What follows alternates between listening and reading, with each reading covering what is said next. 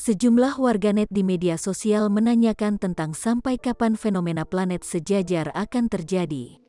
Sebagai informasi, sejak Jumat, tanggal 24 Juni tahun 2022, pagi, terdapat fenomena 5 planet sejajar yang bisa disaksikan masyarakat. Apalagi sejumlah warganet berhasil mengabadikan fenomena ini dalam tangkapan kamera dan membagikannya ke media sosial. Dilansir Kompas.com, peneliti di Pusat Sains Antariksa Lembaga Penerbangan dan Antariksa Nasional Badan Riset dan Inovasi Nasional, Andi Pangerang. Saat dihubungi, Andi menjelaskan, fenomena tersebut saat ini masih bisa disaksikan, alias masih berlangsung. Bisa disaksikan sampai tanggal 30 Juni saat waktu subuh.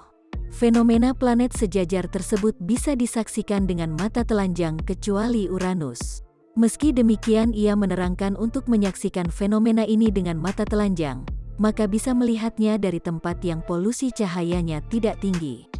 Untuk wilayah yang berpolusi cahaya tinggi, maka untuk melihatnya memerlukan teleskop. Fenomena planet sejajar adalah fenomena berupa sejajarnya 5 planet yang mengorbit di masing-masing lintasan. Adapun kelima planet tersebut adalah Merkurius, Venus, Mars, Jupiter, dan Saturnus.